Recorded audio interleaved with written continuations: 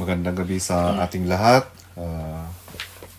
Narito naman tayo sa ating programa para magbahagi ng salita ng Diyos. At salamat sa ating Panginoon sapagkat ginagamit niya ang maraming lingkod niya para magbahagi ng kanyang salita o mga experiences na pinararanas ng Lord o mga revelations na binibigay ng Lord sa mga servants niya para ibahagi sa mga kapatiran at sa mga pwedeng makinig ng programang kanyang inilaan para sa mga anak niya at sa mga magiging Christians pa sa susunod na araw, sa susunod na oras, ganun.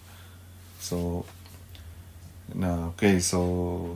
pupunta na tayo sa ating opening prayer sa pamamagitan ng aking may bahay na si Sister Teresa. Amen. Isa pong magandang gabi po sa inyong lahat.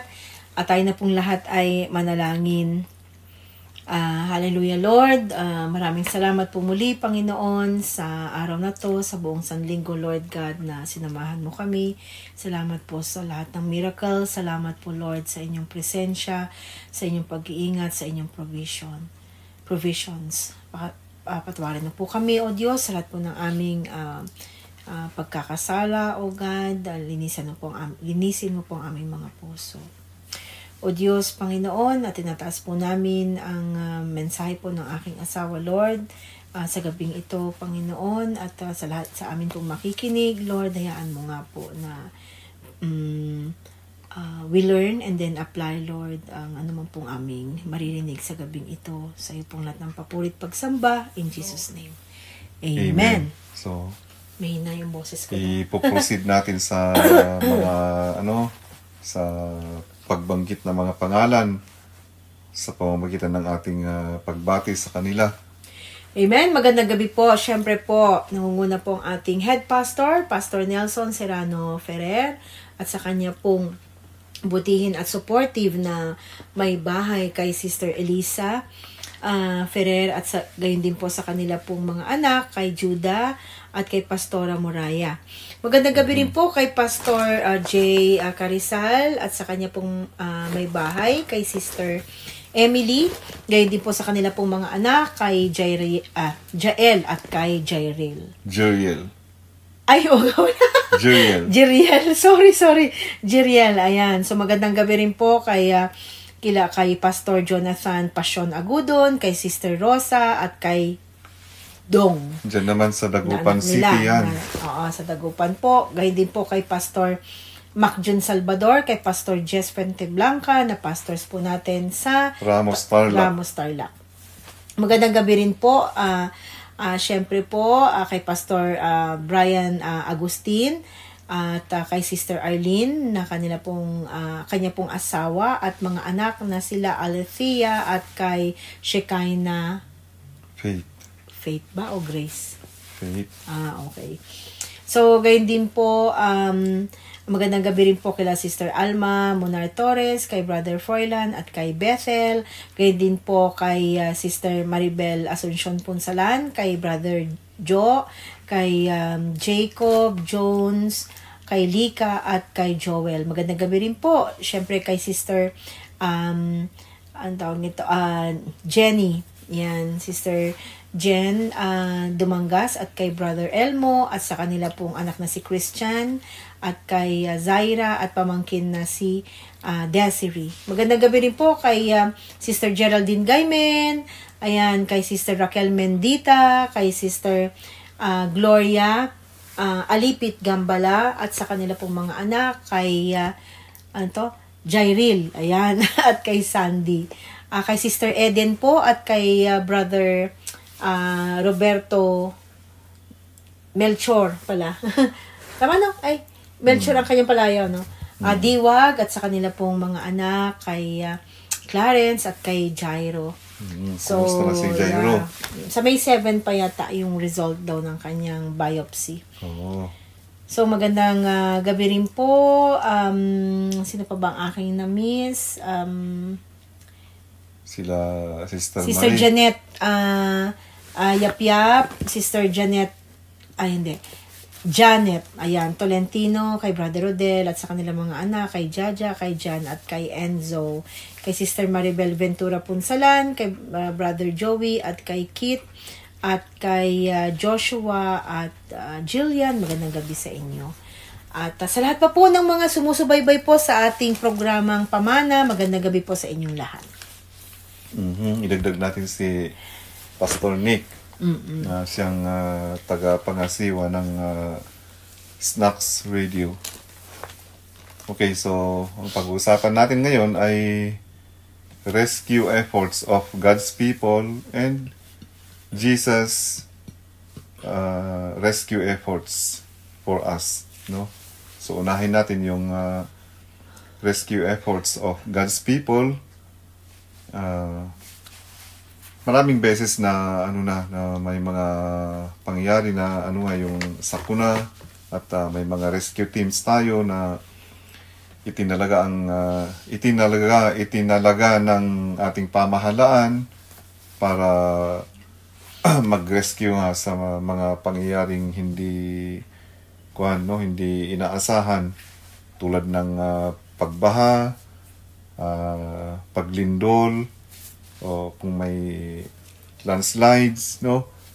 So may mga rescue teams diyan na itinalaga ng ating mga local governments o national government.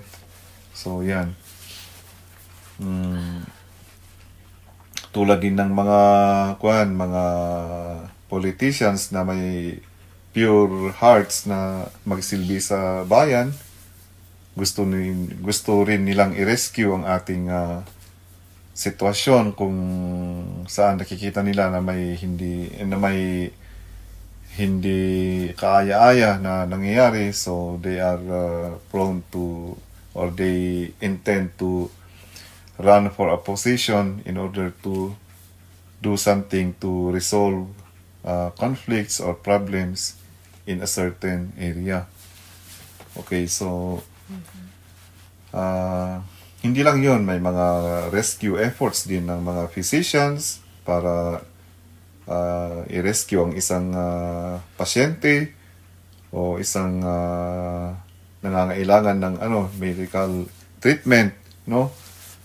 So kayong mga nasa medical field, no, madalas kayong mapasabak sa mga ganong pangyayari, no? Tulad ng may mga ganong sitwasyon. May mga ganon nga. One time nga si Luke, ang aming anak na naranasan niya yung nag-cramp sa kalsada. Buti na lang talaga naludmok siya sa kalsada, at yung yung motorista na nakakita sa kanya biglang huminto. Yun pala, anong sabi ni Luke? Isang doktor ba yun? Isang doktor pala, nagkataon na isang doktor yung nagmamaneho ng sakyan, at nakita niya si Luke na biglang naludmok sa kalsada, at hinintuan niya, at he attended to him and found out that Luke was really in need of his help. So yun, nagkaroon siya ng rescue effort for a person who was in need. So ganyan, may medical effort na gagawin para sa iba. Meron din mga soldiers na i-rescue yung kanilang mga kasamahan na nalalagay na sa peligro, no? So si Mayor Magalong na nagsabi rin ng madalas siyang napasabak noon sa mga ganong sitwasyon na talagang naaalanganin na yung kanyang grupo, pero dahil sa katatagan ng kanyang ng dibdib at loob, na survive nila yung mga ganon, at yun na sila mismo o siya mismo ang namuno din sa pag-rescue ng kanilang kasama noon sa isang bakbakan na talagang seryoso. So, ganun, maraming rescue efforts ang ating nalalaman para sa ating kapwa, no? Okay, so meron ding nagre-rescue sa larangan ng yung food, no? Yung food shortage, i-rescue ng mga may kakayahang magbigay. So, yun. Ngayon, hindi lang sa mga ganun ang pag-rescue ng mga Kristiyano. So, mga Kristiyano gumagawa ng ating mga binanggit, pero may iba pang paraan. At alam niyo ba ang tinig ng isang Kristiyano na ginagamit ng Panginoong Diyos para i-reach out ang mga tao? With the use of the voice, nakaka-rescue sila ng mga tao, no? So, gaya lang kanina lang may tumawag na isang kabataan at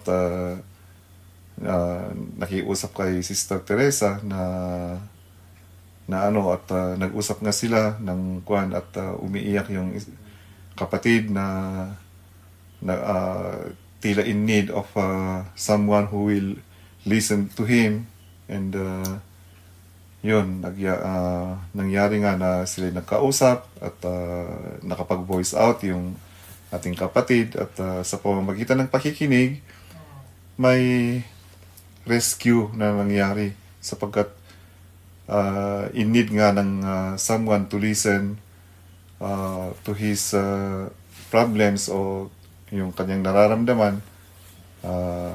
So it is a way of rescuing somebody who is in need of someone to listen, no?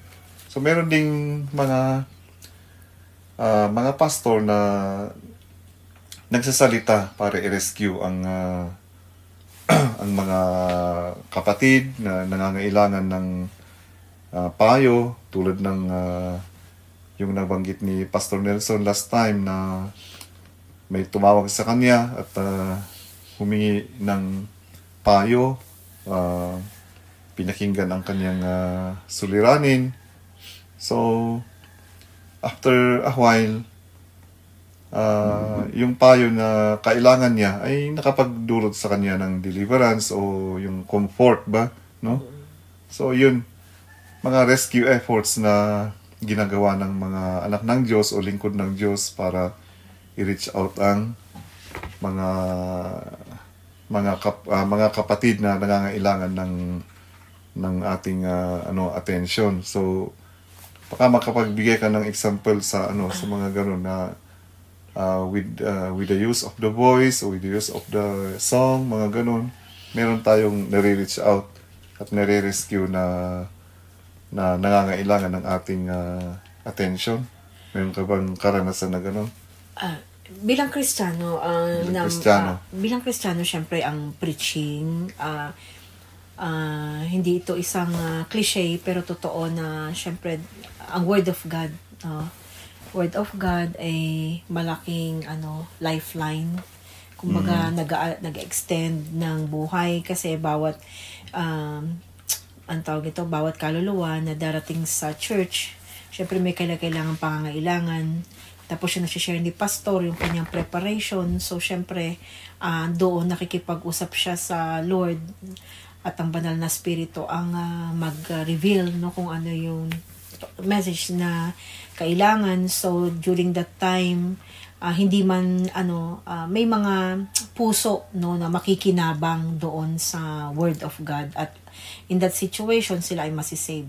Parang sa ganun, sa preaching, and then minsan sa YouTube, minsan yung nakikita ko rin na yung pinapakinggan kong yung worship team din ni Jimmy Swaggart, madalas na yung mga anak ni Pastor Jimmy Swaggart,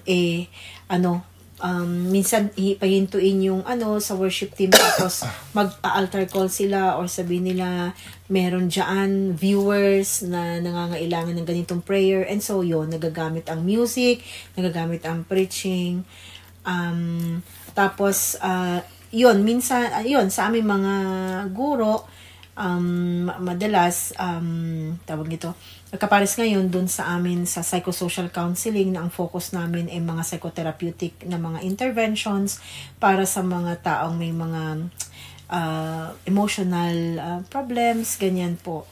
So, yun, nakakapag-render ng, nakakapag-save ng, ng buhay. Bakit? Nakapagbibigay kasi ng ibang perspective, andun ang hope, and andun yung will to live na, And then, as a hospital, ganun din ang nangyayari. Syempre, yun, pwedeng medical intervention, like hindi makahinga yung pasyente, isaction, mga direct patient care, nakakasave ng buhay. Pero pwede rin na, akong hindi ko makakalimutan kasing experience nung nilapitan po ako nung nasa bedside pa ako. Nung 11-7 shift yon, matandaan ko, nung nagra-rounds po ako sa ward, mga 1:00, 2:00 na yon na yung pasyente gising pa, and so I said, ano ang naiisip mo at hindi ka pa tulog? And then sabi, hindi nga ako makatulog, ma'am, ganito. So, ang ginawa po namin noon, ma-remember ko po, ay nag-pray po kami, nanalangin po kami, and then, after namin manalangin, nasa likod ko pala yung supervisor namin.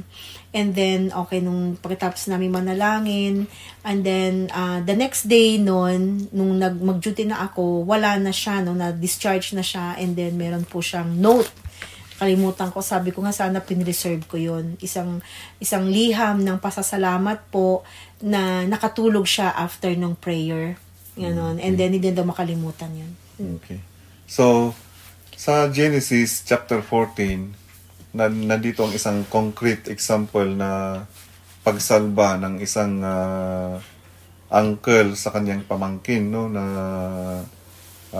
of course Abraham was a godly man, and at the same time a father to his nephew, no? Naging nagsilbi na siyang ama ni Lot. So basahin natin ang Genesis chapter 14 verses 10 to 16. Now the valley of Siddim was full of tar pits, and when the kings of Sodom and Gomorrah fled, some of the men fell into them, and the rest fled to the hills. 11. The 4 kings seized all the goods of Sodom and Gomorrah and all their food. Then they went away. They all carried off Abram's nephew, Lot, and his possessions, since he was living in Sodom. 13. A man who had escaped came and reported this to Abram the Hebrew. Now Abram was living near the great trees of Mamre, the Amorite, a brother of Eshcol and Aner, all of whom were allied with Abram.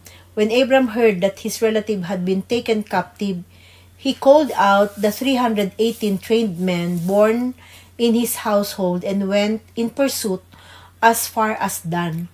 During the night, Abram divided his men to attack them, and he routed them, pursuing them as far as Hobah, north of Damascus. 16. He recovered all the goods and brought back his relative Lot and his possessions, together with the women and the other people. Okay. So yan, no, sinamsam ang mga goods ng mga kings na ito, na sinamsam ng kanilang mga kaaway na mga hari din. At ang masama pa, pati mga tao, tinangay nila. Kasama nga dito si Lot, na pamangkin ni Abram. And then, nung nabalitaan ni Abram ang nangyari, of course, naghanda siya, dala ang kanyang mga tauhan at para bawiin ang mga goods at mga tao na kanilang binihag at sinamsam, no? So dito makita na tayong mga tao ay gumagawa ng rescue effort talaga para tulungan, para makatulong sa iba, no? So spiritually, ganun din si Jesus, no, na nag-ano sa atin, rumerescue lagi. May rescue effort lagi ang ating Panginoon para tayo ay sagipin. Amen. At isa na rito yung paglikha ng programs ng ating church, Pamilya ng Panginoon at Daloy Buhay. At saka yung Saturday program na hawak ni Sister Emily na kay Holy Pastor, Ghost kay Reverend Raul Quaresma na Holy Ghost and Word Power, pero pinahahandle nga sa Lifeline, no? Okay, so at saka itong pamana during Tuesdays, Thursdays and Saturdays, and yung Sunday praise and worship. So nagkalangkap-langkap ang lahat ng ito para tayo ay sagipin ng ating Panginoong Hesukristo, no? So pati yung mga iba pang programs like yung youth's devotions during Sunday evening, di ba meron sila kay Pastor J? Oo. So lahat ng mga kabataan talagang in need of rescue na ginagamit ng Lord ang mga lingkod niya para abutin ang mga kabataan in every way, no? Sa mga pamilya natin. So ganun. So ang sabi sa Matthew 11:28, Matthew 11:28, "Come to me, all you who are weary and burdened, and I will give you rest." okay, praise the Lord. So sabi ni Jesus sa atin, "Come to me all you who are burdened and weary, and I will give you rest." Napakaganda, no? So tayong mga Kristiyano ay nandyan lang ang Lord na nagtatawag sa atin para lumapit sa Kanya at anong ibibigay niya sa atin ay kapahingahan o comfort o deliverance at lahat na pangangailangan natin, financial at medical, kung ano yung healing na yun, psychological healing, physical healing, spiritual healing, lahat na kung tayo ay lumapit sa ating Panginoong Hesukristo.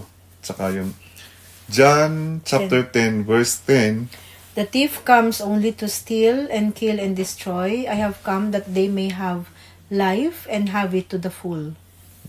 Praise the Lord, no? So yung kaaway ay naparito lang para pumatay, kill, Destroy, and magnakaw. comes to steal, kill, and destroy. Magnakaw, pumatay, at comes to steal, kill, and destroy. At manira, mangwasak, no?